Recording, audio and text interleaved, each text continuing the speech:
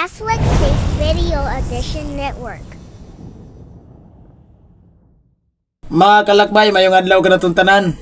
Ato sa ning husayon ning sa kapahayag sa Seventh-day Adventist nga magwawali kining babaeng nigra nga namahayag siya nga ang Vicarious Filii usa ka title sa atong Santo Papa nga nagkahulugan kuno og 666 nga mo'y gipasabot sa Gipadayag kapitulo 13 bersikulo 18. In terms of Catholic faith, just subscribe my YouTube channel, click the notification bells para updated mo sa mga ani nga mga video nga atong i-upload dinhi.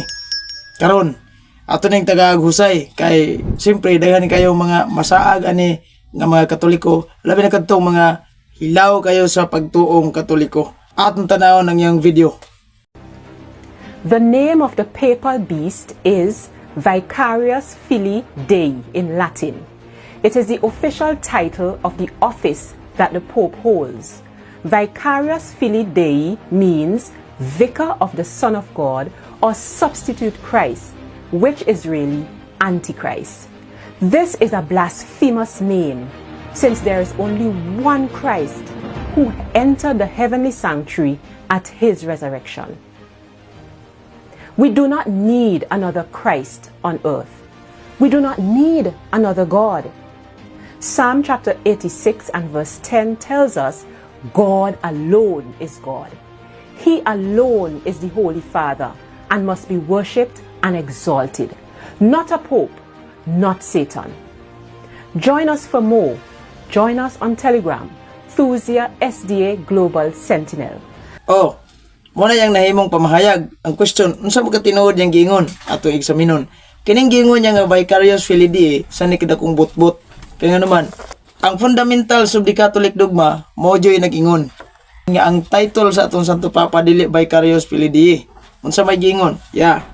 Sa pahina 279 nag-ingon, the invisible head of the church is the risen Christ. Saint Peter represent the position of Christ in the external government of the militant church and is to this extent the representative of Christ on earth, Christi Vicarious, dili Vicarious Filii Dei. Klaro kayo ang giingon sa atong opisyal nga teaching. Kung Biblia ang atong basihan, klaro pod sa footnote sa Bibliang Protestanteng nag-ingon. Ang The Voice Bible, klaro kayo, giingon sa moong footnote regarding sa Revelation chapter 13 verse 18. Klaro kayong giingon. The number 666 stands in contrast to the perfection of the Lamb and the Spirit because this number is the number of a person. Readers have tried to pin down the identity of this person throughout history in John's day. The name and title Nero Caesar was a likely candidate for the beast because Nero persecuted and executed believers demanding obedience and even worship. So giklaro mga igsuon nga dili di ay ang atong Santo Papa, dili di ay ang Vicarious Filii Dei, kundi si Nero ang giklaro, di ba? Kung Biblia ang basihan, nya kaning Vicarious Filii Dei dili man ni kapasar sa atong Santo Papa kay ngano man kining mayong balita Biblia giingon sa Gipadayag kapitulo 13 bersikulo 18, sa labuton kini ang mahala magkasabot sa kahulugan sa numero sa mananap kay ang numero simbolo man sa ngalan sa usa ka tawo. Kung atong kwentahon ang giingon niyang Vicarious Filii Dei, musibo nag 666 apan dili na siya mao ang original nga title sa atong Santo Papa kay ngano man that is a foreign donation to Emperor Constantine. So di gyud na siya magkapasar sa atong Santo Papa. Kay ngano man ang original gyud nga title sa atong Santo Papa base sa atong fundamentals of the Catholic dogma, Vicarious Christi.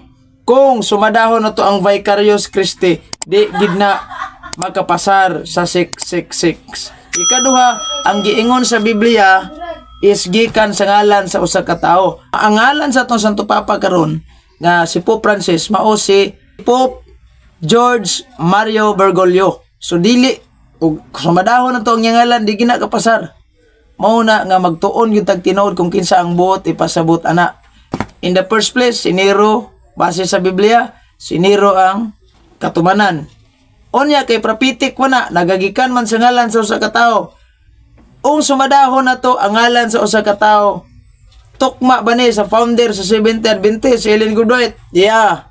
Tukma ba? Perting tukma. Oh, tanawan ninyo, di ba? Tukma kay tanan. Mauna nga magbantay taan ni mga tao nga hilig kayog pahid-pahid. Kay 666 man day ng ilang founder, base sa libro sa 70 Adventist, ang dakong away tali sa maayo og dautan, ang pasiuna mismo niingon. Kay daghang bakakon nga mga manalagna nga manungha sa kalibutan unang Juan 4:1, inoon lakip na niini si Ellen G. White. Apel si Ellen G. White base sa ila mismo nga librong gisulat ni Ellen G. White nga siya mini nga propeta. Unsay giingon gali ni Kristo sa Biblia? Klaro kayo ang giingon ni Kristo sa Biblia sa San Mateo 24:11. Unya daghang mini nga mga propetang manungha ug daghan ang malimbungan nila. Si apil na si Ellen G. White. Murang kamo na lay timbang-timbang ha. God bless.